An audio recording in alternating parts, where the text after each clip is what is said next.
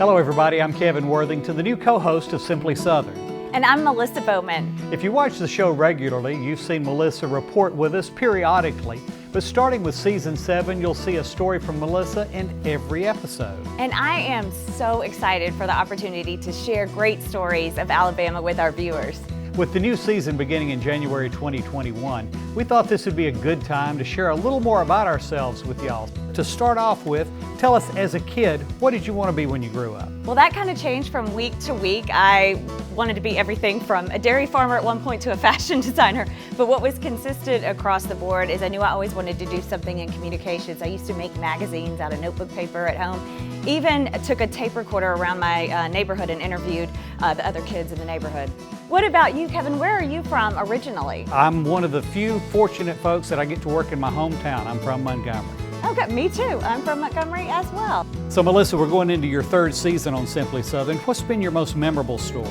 Probably what stands out is my goat yoga story. I'd done yoga before and I was always curious about goat yoga. I think baby goats are just the cutest things in the world. So I got to try it out, loved it. It exceeded my expectations, so I highly recommend it to everyone, including you, Kevin. You ought to try it sometime. Well, I don't know about that. What about you, Kevin? What's been one of your most memorable stories? People have asked me that question before, and I always told them that it was David Wright, who's a farmer over in Dallas County, and he lost his right arm when he was 14 years old. He's just an unbelievably inspiring person. He can work circles around me with just his left hand, with me having 2 hands.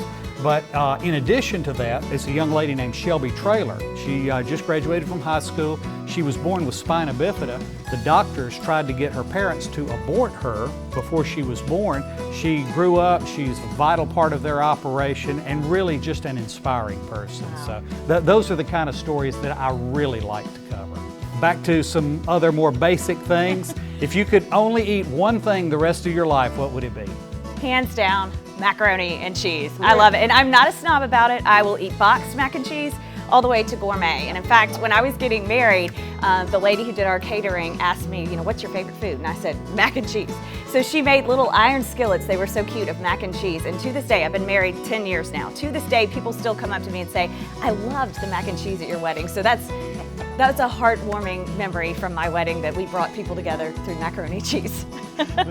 So Kevin, I know you stay really, really busy, but when you do have some downtime, what do you like to do in your spare time? My wife and I have a 33-foot camper, and we love to take that all over Alabama.